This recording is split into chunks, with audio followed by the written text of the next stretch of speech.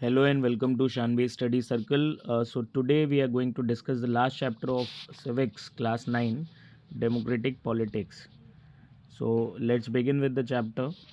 ये chapter जो है ये basically explain करता है importance of right, that how important rights are in the life of any individual.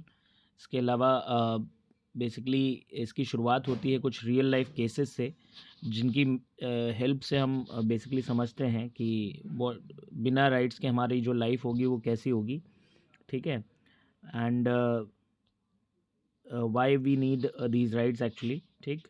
इसके अलावा आगे चल के हम इसमें फंडामेंटल राइट्स की बात करते हैं, किस तरह से एक ऑर्डिनरी आदमी जो है इन फंडामेंटल राइट्स को यूज़ कर सकता है, कौन इन्हें प्रोटेक्ट करता है और इन्फोर्स कर सकता है, ये भी हमें जानने को मिलेगा। और फाइनली हम बात करेंगे scope of right over the years, कैसे लगातार जो है जो एग्जिस्टिंग हमारे राइट्स हैं उनका स्कोप लगातार बढ़ रहा है, ठीक है, उसकी भी बात यहाँ पे की जाएगी।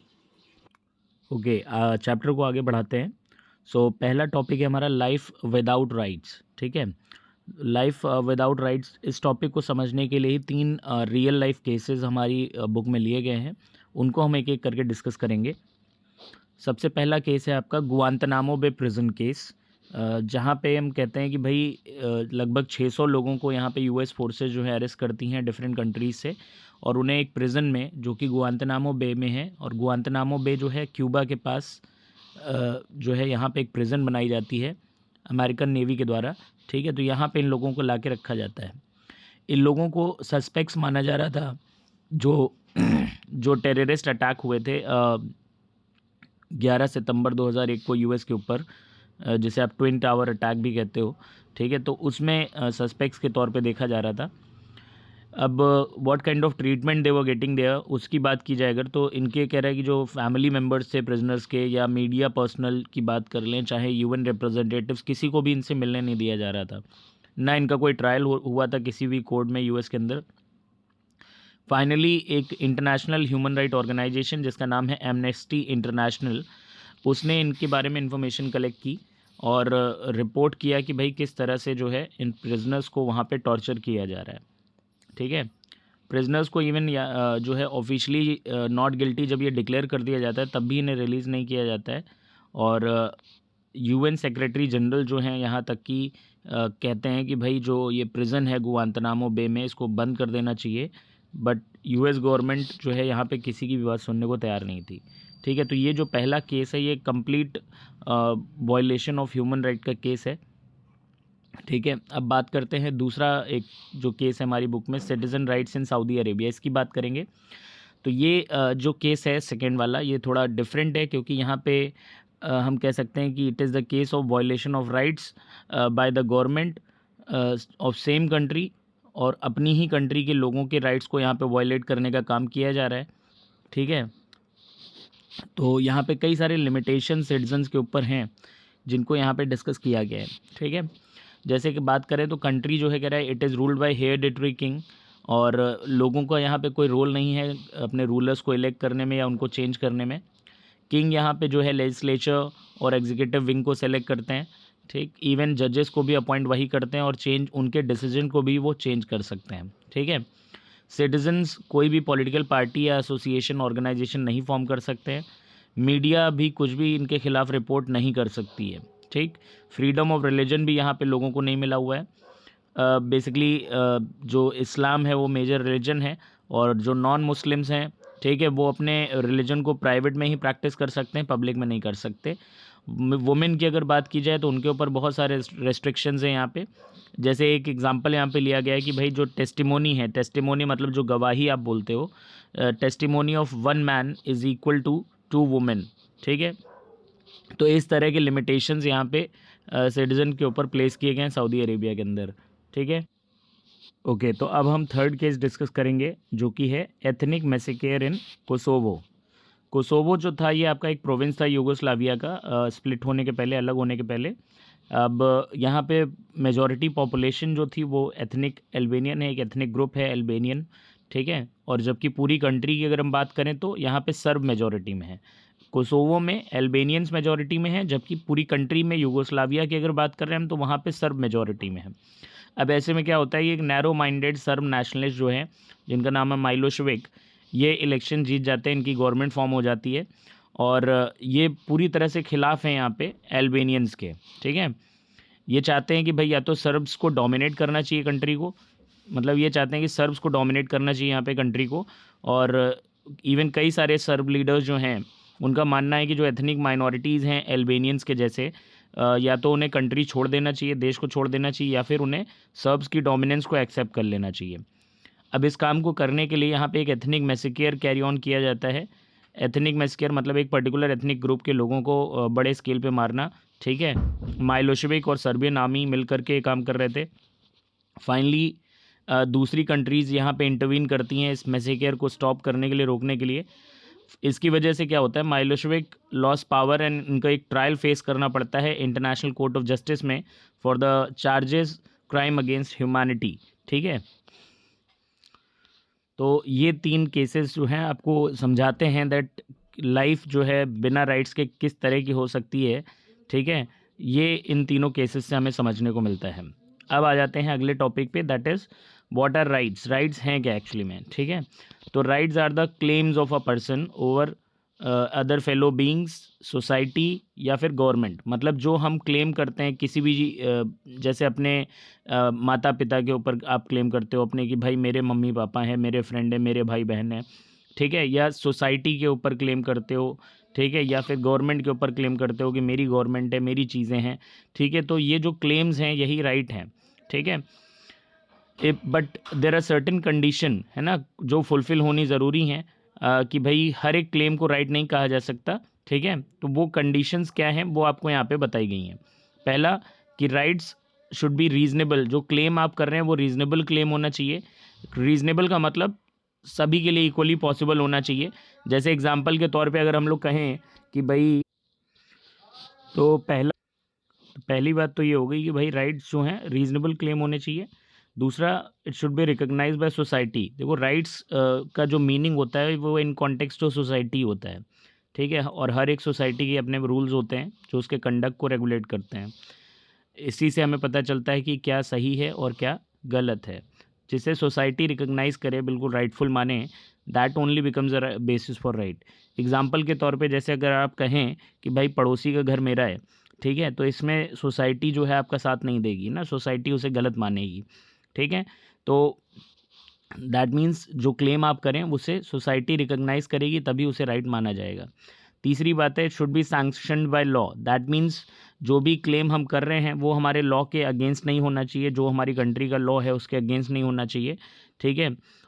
Then only it will be recognise by law. जैसे कल को आप कह दें कि भाई मर्डर करना मेरा अधिकार है, चोरी करना मेरा अधिकार है, सो दैट इज़ नॉट, वो लॉ के अगेंस्ट है, ठीक है। तो उसको आप उस ऐसे क्लेम को जो है आप राइट नहीं कह सकते, ठीक है ना। फिर आ जाते हैं अगले टॉपिक पे, that why do we need rights, ठीक है। तो ये भी एक इम्पॉर्टेंट क्वेश्चन है।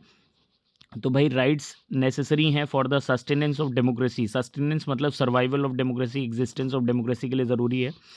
दूसरा, माइनॉरिटीज़ को मेजॉरिटी ऑपरेशन से बचाने के लिए यहाँ पे राइट ज़रूरी हैं।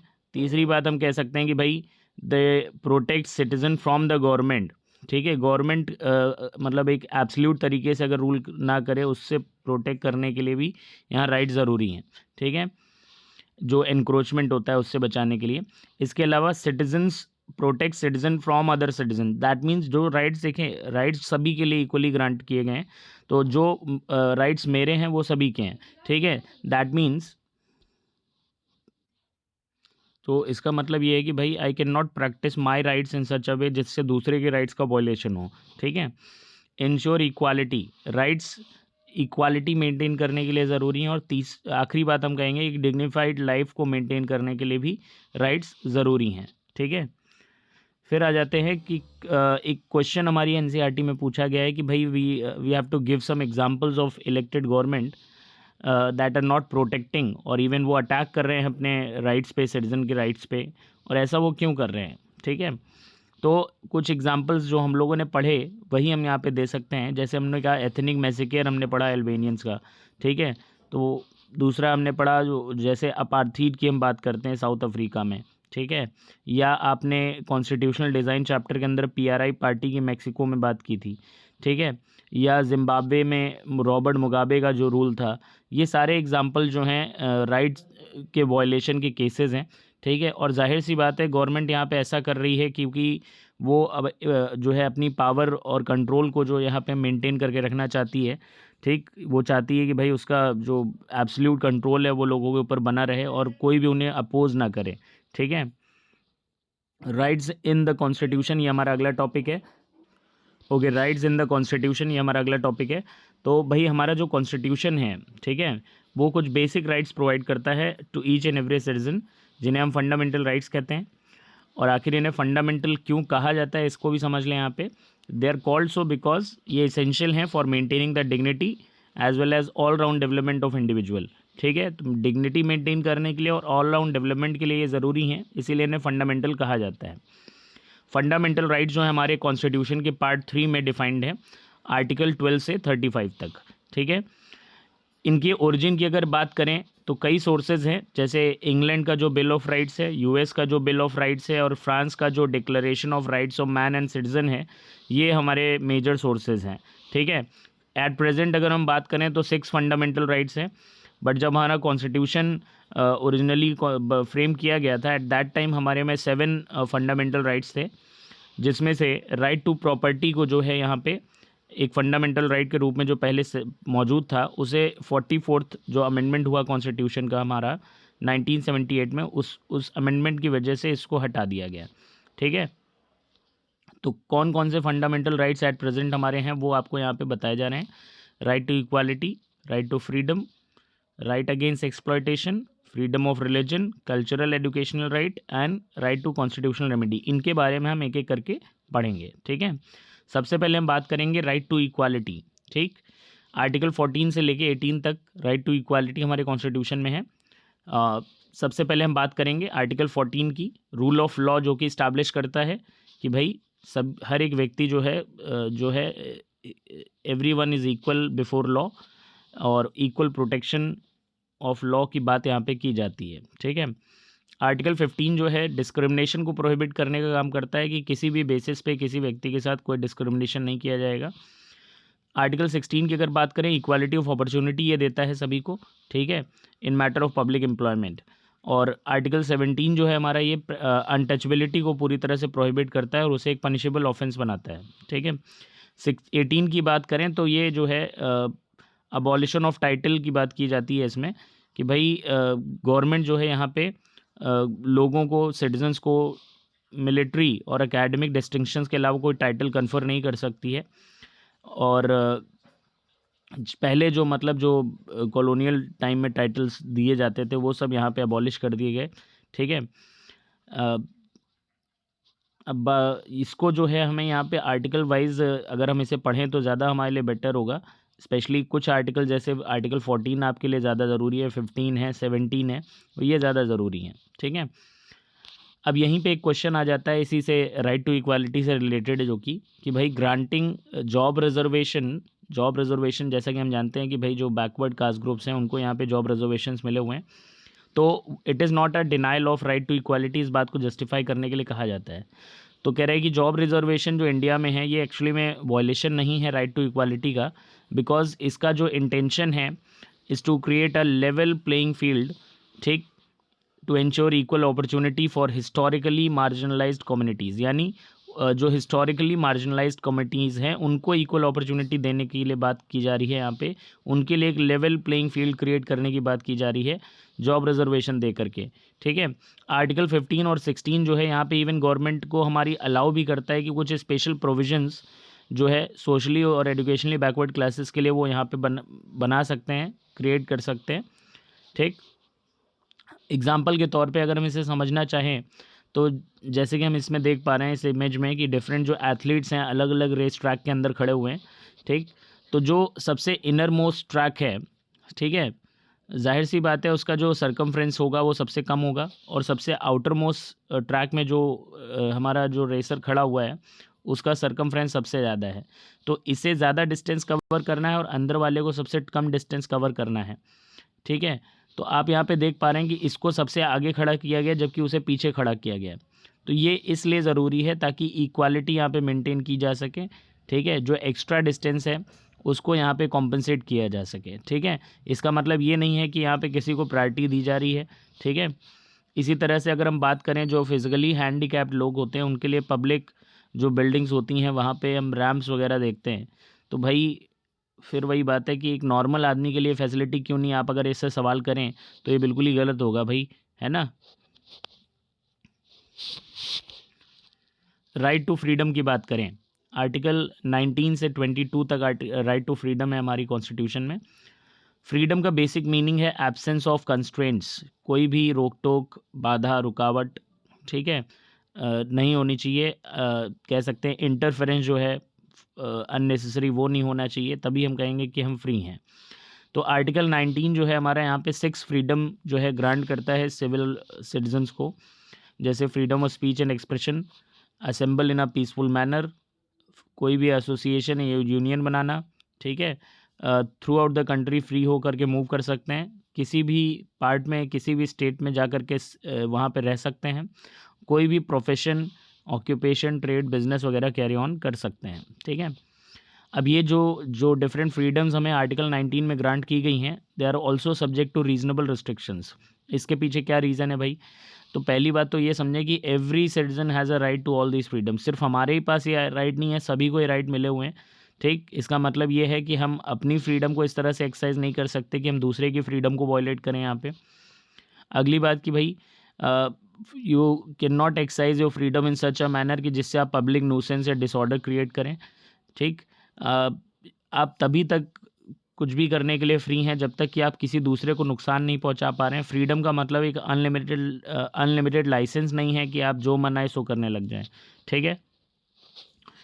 Freedom of speech and expression, इसके बारे में बात अलग से करना ज़रूरी है, इसीलिए इस टॉपिक को अलग से डाला गया है यहाँ पे।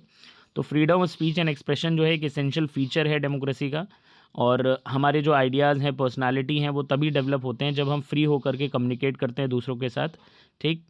मतलब कहने का ये है कि इवन अगर 100 लोग भी एक तरीके से सोच रहे हैं, ठीक, तो हमारे पास ये फ्रीडम होनी चाहिए कि हम अलग तरीके से सोच सकें, या हम अपने व्यूज़ को एक्सप्रेस कर सकें, ठीक। वी में disagree with the policy of government, या कोई एक्टिविटी, कोई एसोसिएशन जिसका हम पार्ट हैं उससे भी हम डिसअग्री कर सकते हैं। We can criticise the government को क्रिटिसाइज़ करने के लिए भी आप फ्री हैं, ठीक, या जो एसोसिएशन है जिसका आप पार्ट हैं, ठीक।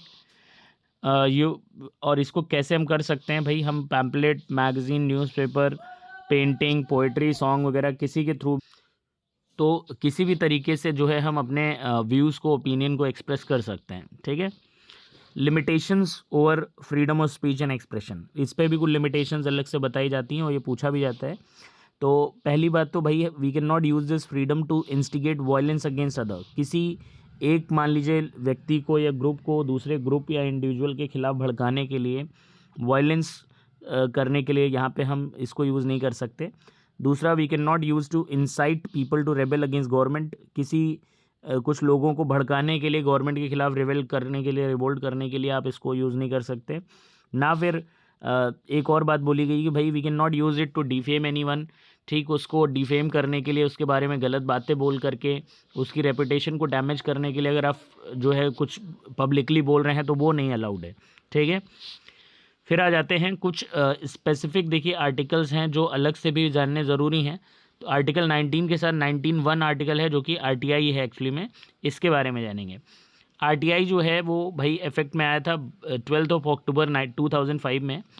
तो आरटीआई में क्या कहा जाता है कि भाई कोई भी जो सिटीज़न है इंडिया का, वो इन्फॉर्मेशन रिक्वेस्ट कर सकता है किसी भी पब्लिक अथॉरिटी से, और उसको जो पब्लिक अथॉरिटी है उसको तुरंत ही उसका जवाब देना होता है, या विद इन मैक्सिमम लिमिट होती है 30 डेज़ की, तो 30 दिन के अंदर यहाँ पे जवाब देना होता है। अगर हम बात कर रहे हैं कि कोई ऐसा मैटर है जहाँ पे जो पेटिशनर है उसकी लाइफ या लिबर्टी का मामला है, तो भाई जो इन्फॉर्मेशन है वो विद इन 48 आवर्स प्रोवाइड करनी होती है।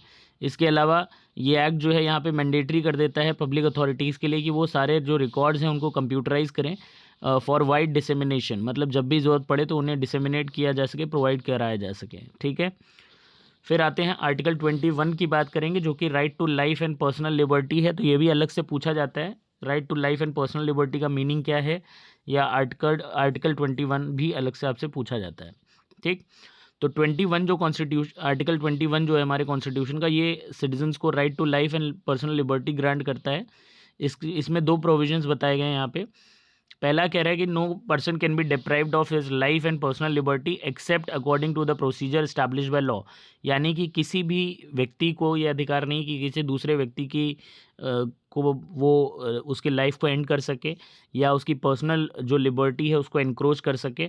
ठीक है, सिर्फ हमारा जो लीगल प्रोसीजर है उसको फॉलो करते हुए ऐसा किया जा सकता है। ठीक है, no person can be denied equality before law और equal protection of law within India, ये प्रोविजन इसके अंदर आते हैं। ठीक है, राइट टू एजुकेशन की बात करते हैं, आर्टिकल 21A। ठीक है, ये भी इंपॉर्टेंट है। तो 21A जो है कॉन्स्टिट्यूशन का, ये भाई एक free and compulsory education mandatory करता है for all the children between 6 to 14 year of age group.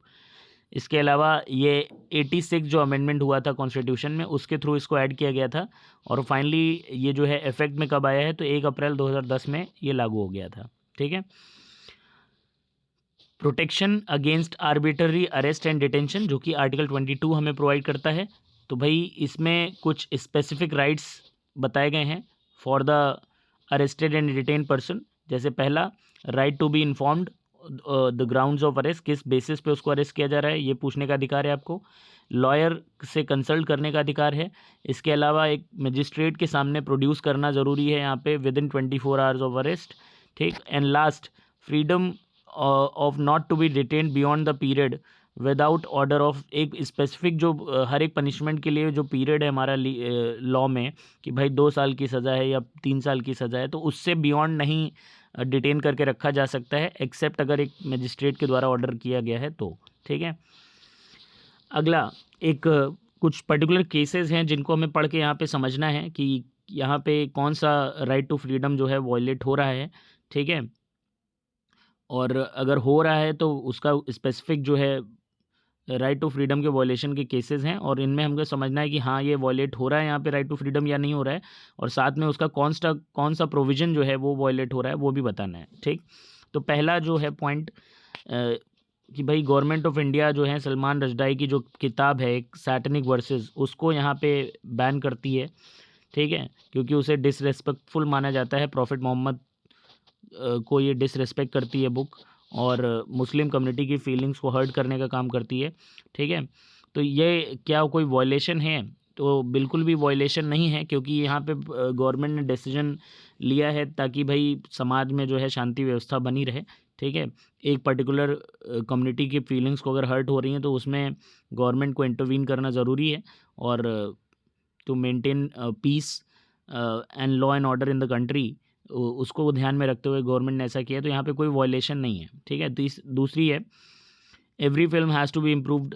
Films की अगर हम बात करें तो उन्हें सेंसर बोर्ड के थ्रू यहाँ पे जो है अप्रूव किया जाता है पब्लिक को दिखाने के पहले, बट ऐसा कोई रिस्ट्रिक्शन कह रहा है कि अगर वही स्टोरी पब्लिश होती किसी बुक या मैगज़ीन में तो उस पर नहीं होता है, तो ऐसा क्यों? ठीक है, ये भी आपका कोई फ्रीडम, राइट टू फ्रीडम का वॉयलेशन का केस नहीं है, क्योंकि देखें जो इसको जस्टिफाई कर सकते हैं हम कि जो मूवीज़ होती हैं, ठीक है, उनका जो रीच होता है एक ब्रॉड पब्लिक तक होता है। एक साथ कई सारे लोग एक थिएटर में बैठ कर के मूवी को देख रहे होते हैं, तो उसका इम्पैक्ट कई सारे लोगों पे एक साथ जा रहा होता है।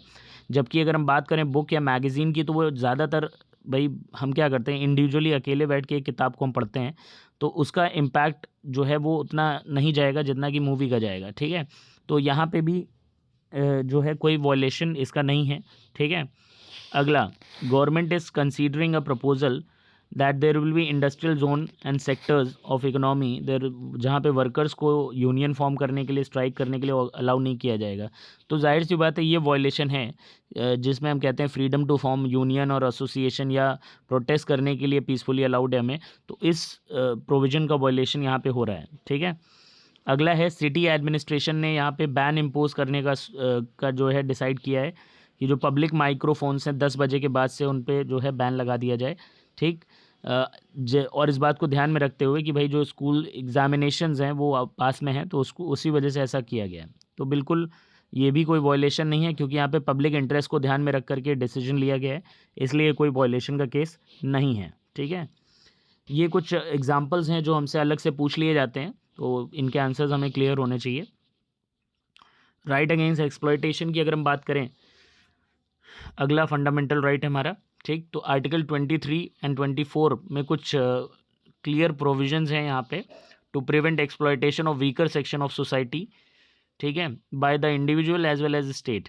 अब इसमें स्पेसिफिकली 3 सोशल इविल्स को इविल्स माना गया, 3 इविल्स डिक्लेयर किए गए हैं। जैसे ह्यूमन ट्रैफिकिंग पहला है, ह्यूमन ट्रैफिकिंग मतलब illegal buying and selling of humans, specially जिसमें हम बात करते हैं वुमेन और चिल्ड्रन की, तो इसको एक पनिशेबल ऑफेंस डिक्लेयर किया गया है। दूसरा जो है ये फोर्स लेबर को प्रोहिबिट करता है, यानी वर्क विदाउट वेजेस या विदाउट रिमनरेशन के काम करना, ठीक है। और 24 जो है यहाँ पे चाइल्ड लेबर को प्रोहिबिट करता है। चाइल्ड लेबर यानी employment of children below 14 year of age in factory, mine या किसी भी हजार्डस जॉब में ये प्रोहिबिटेड है, ठीक है।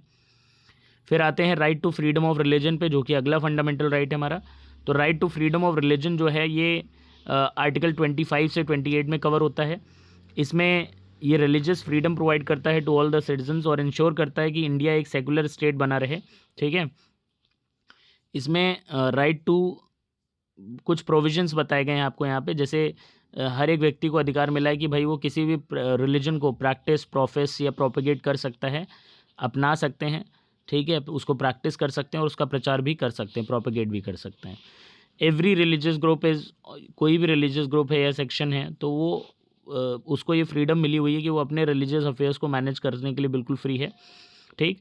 दूसरा यहाँ पे जो है एक बात और गारंटी की जाती है कि भाई किसी को भी यहाँ पे कंपल मीन्स फोर्स नहीं किया जा सकता है टू पे taxes for the promotion of particular religion, ठीक है। कोई भी रिलीजियस, एक और चीज़ पे प्रोहिबिशन है यहाँ पे कि भाई कोई भी रिलीजियस इंस्ट्रक्शन जो है जो गवर्नमेंट एजुकेशनल इंस्टीट्यूशंस हैं, चाहे वो पार्शली या कम्प्लीटली फंडेड हो गवर्नमेंट के द्वारा, वहाँ पे कोई भी रिलीजियस इंस्ट्रक्शन नहीं दिया जा सकता है, ठीक है। अब हम बात करेंगे कुछ limitations over right to freedom of religion. इसके ऊपर भी कुछ लिमिटेशंस अलग से बताए गए हैं एनसीईआरटी में, और ये भी हमसे अलग से क्वेश्चन पूछा जाता है, ठीक है, इसकी बात करेंगे। तो right to propagate one's religion, इसका मतलब ये नहीं है कि भाई, इसका मतलब ये नहीं है, ओके, राइट टू प्रोपेगेट का मतलब ये नहीं है कि भाई जो व्यक्ति है उसको ये अधिकार मिल गया है कि वो किसी को यहाँ पे कंपल मीन्स फोर्स करे कि वो उसके रिलीजन को कन्वर्ट करे, ठीक, बाय फोर्स, डरा धमका करके या फ्रॉड करके, इंड्यूसमेंट या ल्योरमेंट मतलब कोई प्रलोभन दे करके, लालच दे करके उसको यहाँ पे जो है फोर्स कन्वर्ट करने के लिए बोला जाए, तो ये अलाउड नहीं है।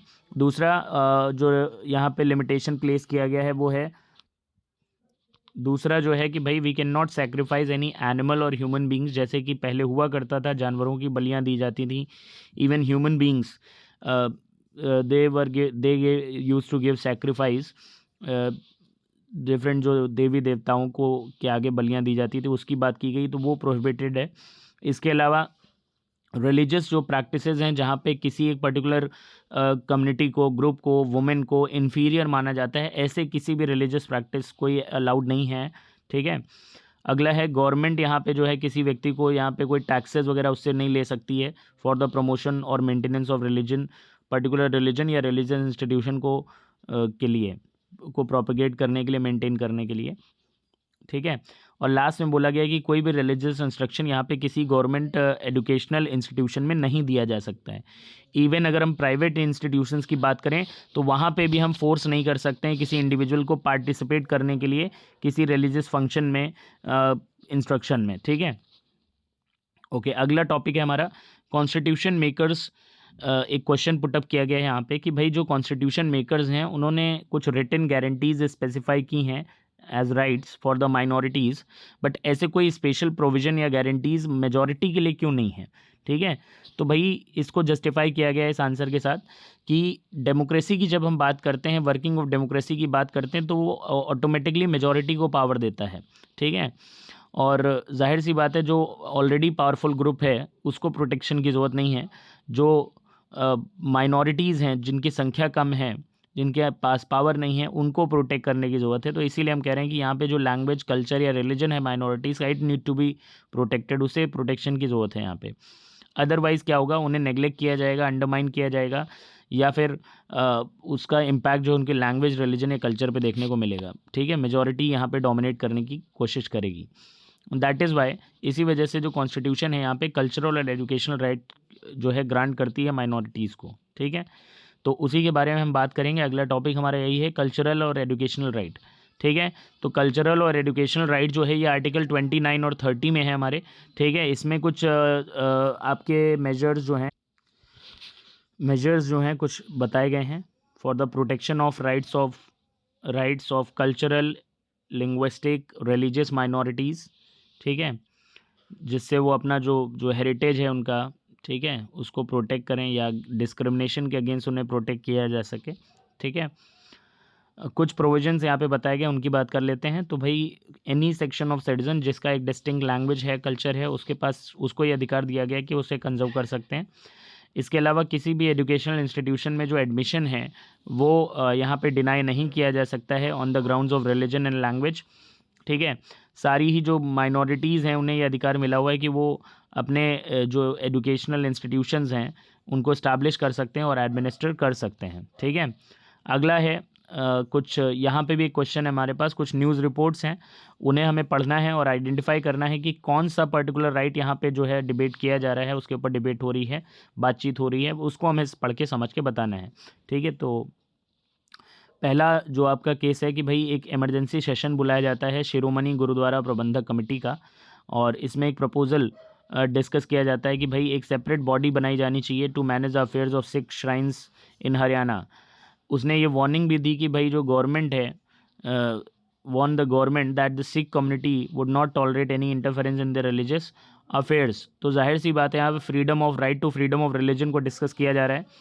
दूसरा, इलाहाबाद हाई कोर्ट जो है यहाँ पे एक सेंट्रल लॉ है उसके साथ क्लैश करता है, मतलब एक क्लैशिंग देखने को मिलती है, जिसमें अलीगढ़ मुस्लिम यूनिवर्सिटी को माइनॉरिटी स्टेटस जो है उसका अलाउ कर दिया जाता है, ठीक। और जाहिर सी बात है यहाँ पे हाई कोर्ट इसे इलीगल डिक्लेयर करता है, ठीक, reservation of seat for Muslims.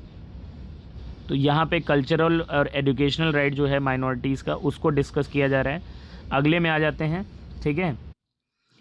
तीसरा केस है कि भाई राजस्थान गवर्नमेंट ने यहाँ पे एक एंटी कन्वर्जन लॉ जो है इनैक्ट किया है। क्रिश्चियन लीडर्स का मानना है कि भाई जो ये बिल है इससे it would aggravate the sense of insecurity and fear in the minds of minorities. तो यहाँ पे भी right to freedom of religion को डिबेट किया जा रहा है, ठीक है। अब आ जाते हैं आखिरी फंडामेंटल राइट की हम बात करेंगे, जो कि है हमारा राइट टू कॉन्स्टिट्यूशनल रेमेडी। तो आर्टिकल 32 जो है यहाँ पे एक गारंटीड रेमेडी प्रोवाइड करता है इन the form of a fundamental right, जो कि दूसरे फंडामेंटल राइट्स को एनफोर्स करने का काम करता है। और सुप्रीम कोर्ट को यहाँ पे एम्पावर किया गया है कि वो इवन रिट्स भी इशू कर सकता है for the enforcement of fundamental rights.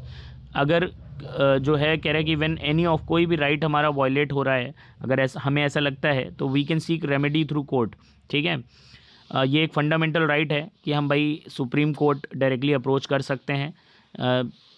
अगर मतलब फंडामेंटल राइट की बात है तो हम डायरेक्टली सुप्रीम कोर्ट या फिर हाई कोर्ट को अप्रोच कर सकते हैं, और इसीलिए BR अम्बेडकर ने इस पर्टिकुलर फंडामेंटल राइट को, राइट टू कॉन्स्टिट्यूशनल रेमेडी को, heart and soul of the constitution कहा है, ठीक है। फंडामेंटल राइट जो हैं these are guaranteed against the action of legislature, executive and any other authority instituted by government, ठीक। कोई भी ऐसा लॉ या एक्शन जो है नहीं हो सकता है जो फंडामेंटल राइट्स को वायलेट करे, और अगर ऐसा है, ठीक है, जो आपके फंडामेंटल राइट्स को यहाँ पे जो है वायलेट करने का काम कर रहा है या उसे उन पे लिमिट प्लेस करने का काम कर रहा है, तो उसे इनवैलिड माना जाएगा, ठीक है। अगली बात करेंगे हम NHRC की। तो इस पे शॉर्ट नोट वगैरह लिखने के लिए कहा जा सकता है या फंक्शन वगैरह पूछे जा सकते हैं, तो उसके बारे में भी जान लेते हैं। NHRC जो है ये कह रहा है स्टेटरी बॉडी है जो कि 12 अक्टूबर 1993 को बनी थी, और इसके जो मेन रिस्पॉन्सिबिलिटी है वो protection and promotion of human rights की बात ये करते हैं, ठीक। जुडिशरी की तरह से ये भी एक इंडिपेंडेंट, बिल्कुल इंडिपेंडेंट है गवर्नमेंट से, ठीक है। और इस कमीशन को अपॉइंट करते हैं प्रेसिडेंट। इसमें कुछ रिटायर्ड जजेस इसके मेंबर्स होते हैं, कुछ ऑफिसर्स या कुछ एमिनेंट सिटीजन जो हैं इसकी कॉम्पोजिशन में आते हैं, ठीक है। ये इसका मेन फोकस क्या है भाई, to help victims secure their human rights, ठीक है। इसमें वो सारे राइट्स आते हैं जो कॉन्स्टिट्यूशन जो सिटीजन्स को ग्रांट करता है, ठीक। NHRC जो गिल्टी हैं उन्हें पनिश तो नहीं कर सकते हैं कोर्ट की तरफ से, ये तो कोर्ट की रिस्पॉन्सिबिलिटी है, बट एनएचआरसी यहाँ पे एक इंडिपेंडेंट और क्रेडिबल इंक्वायरी ज़रूर कर सकता है वायलेशन ऑफ ह्यूमन राइट के केस में। ठीक, कई सारी पावर्स इसको मिली हुई हैं, जैसे कि विटनेस को समन करने की पावर है, क्वेश्चन किसी भी गवर्नमेंट ऑफिशियल से क्वेश्चनिंग करने की पावर है, कोई भी ऑफिशियल पेपर डिमांड कर सकते हैं, या किसी भी प्रिजन में इंस्पेक्शन के लिए जा सकते हैं। ठीक, या अपनी टीम भी भेज सकते हैं ऑन द स्पॉट इंक्वायरी के लिए। ठीक है, पब्लिक इंटरेस्ट लिटिगेशन, ये भी एक टर्म हमारी बुक में दिया हुआ है अलग से, तो इसको भी समझेंगे। तो कोई भी व्यक्ति कोर्ट जा सकता है against the violation of fundamental right, जैसे कि हम कहते हैं, बट अगर वो सोशल या पब्लिक इंटरेस्ट की बात है, उसके लिए आप कोर्ट जा रहे हैं, उसके वायलेशन को लेकर के कोर्ट जा रहे हैं, तो जाहिर सी बात है उसे एक पब्लिक इंटरेस्ट लिटिगेशन कहा जाता है। एनी सिटीजन या ग्रुप ऑफ सिटीजन जो है कह रहे हैं they can approach supreme court या high court for the protection of public interest against any law और एक्शन ऑफ गवर्नमेंट। ठीक, इवन हम यहाँ पे जो जजेस को लिख भी सकते हैं पोस्ट कार्ड के माध्यम से, लेटर भी भेज सकते हैं लिख करके कोई। ठीक है, इसके बाद कोर्ट जो है यहाँ पे इस मैटर को देखेगा, अगर उसे लगता है कि भाई वो पब्लिक इंटरेस्ट का मैटर है तो उसे वो टेकअप कर सकता है। ठीक है, अगला है लास्ट, जो हमारा सेकंड लास्ट टॉपिक है, that is expanding scope of right. ये भी काफ़ी इंपॉर्टेंट टॉपिक है भाई। फंडामेंटल राइट्स मतलब ओवर द ईयर्स कैसे हमारे जो एग्जिस्टिंग राइट्स हैं उनका स्कोप लगातार बढ़ रहा है, इसको हम यहाँ पे समझेंगे। तो फंडामेंटल राइट्स कह रहा है कि these are not the only right जो हमारी कॉन्स्टिट्यूशन हमें प्रोवाइड करता है। इसके अलावा हमारा कॉन्स्टिट्यूशन कई और जो हमारा लॉ है, कानून है, वो कई सारे एक वाइड रेंज ऑफ राइट्स हमें प्रोवाइड करते हैं, और ओवर द ईयर्स इनका स्कोप भी लगातार बढ़ रहा है। ठीक, जैसे अगर हम बात करें right to freedom of press, right to information, right to education, ये सारे कुछ राइट्स हैं जो फंडामेंटल राइट्स से ही डिराइव हुए हैं। ठीक, राइट टू प्रिवेसी की बात करें तो ये एक इंटीग्रल पार्ट माना जाता है right to life and personal liberty का। इसी तरह से सुप्रीम कोर्ट ने भी यहाँ पे जो है राइट टू लाइफ में राइट टू फूड को इंक्लूड किया है। ठीक, कुछ और पॉइंट्स भी हैं यहाँ पे, जैसे राइट टू प्रॉपर्टी और राइट टू वोट की बात करें इलेक्शन में, तो ये एक इम्पॉर्टेंट कॉन्स्टिट्यूशनल राइट के रूप में रिकॉग्नाइज़ किए गए हैं। इसके अलावा एक्सपेंशन कह रहे also takes place in the form of human rights, जिन्हें यूनिवर्सल मॉरल क्लेम कहा जाता है। ठीक, over the year human rights का भी कॉन्सेप्ट आया है भाई। ठीक, कुछ इंटरनेशनल जो कोवनेंट्स हैं, कोवनेंट्स मतलब एग्रीमेंट्स, मीटिंग्स जो होती हैं, उनका भी एक कंट्रीब्यूशन है यहाँ पे राइट्स के को एक्सपैंड करने में। ठीक है, इसके अलावा स्कोप ऑफ राइट जो है ये इसलिए भी एक्सपैंड कर रहा है क्योंकि भाई some new rights are evolving over time. जैसे जैसे समय बदल रहा है, लोगों की ज़रूरतें बदल रही हैं, स्थितियाँ बदल रही हैं, तो they keep on demanding for new rights. ठीक, लोग स्ट्रगल करते हैं यहाँ पे न्यू राइट्स के लिए, उसकी वजह से यहाँ पे एक एक्सपेंशन देखने को मिलता है। New rights also emerge as societies develop, new constitutions are coming up, तो ये सभी कंट्रीब्यूट करते हैं in the expansion of rights. Clear है।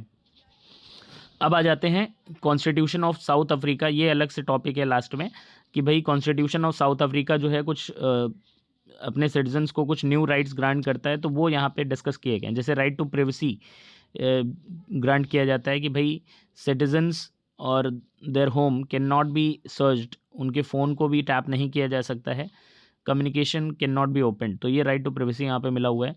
Right to an environment that is not harmful to health and wellbeing, ये एक right है। इसके अलावा एक्सेस टू एडिकेट हाउसिंग, ठीक, या access to health care services, sufficient food and water. ठीक, international covenant on economic, social and cultural rights, तो ये जो कोवेनेंट है इसने भी कई राइट्स को रिकग्नाइज़ किया है जो डायरेक्टली फंडामेंटल राइट्स तो के तौर पे तो इंक्लूडेड नहीं है, ठीक है, हमारे कॉन्स्टिट्यूशन में, बट इसमें कौन कौन से राइट्स हैं उनको यहाँ पे डिस्कस किया गया है। ठीक, जैसे राइट टू वर्क, तो राइट टू वर्क का मतलब ये है कि opportunity to everyone to earn livelihood by working. Right to safe and healthy working conditions की बात की गई है इसमें। Right to adequate standard of living की बात की गई है। ठीक, right to social security and insurance, right to health, right to education, तो ये कुछ पर्टिकुलर राइट्स हैं, ठीक है, जिन्हें यहाँ पे जो डिफरेंट इंटरनेशनल कोवेनेंट्स हैं, एग्रीमेंट्स हैं, मीटिंग्स हैं, उनके थ्रू यहाँ पर रिकग्निशन दिया गया है। ठीक है, thanks for watching, don't forget to subscribe and share. दूसरे जो चैप्टर्स हैं उनके भी वीडियोज़ आपको इस चैनल पे मिल जाएंगे, तो देखते रहें और अपने फ्रेंड्स को ज़रूर शेयर करें। That's all for now.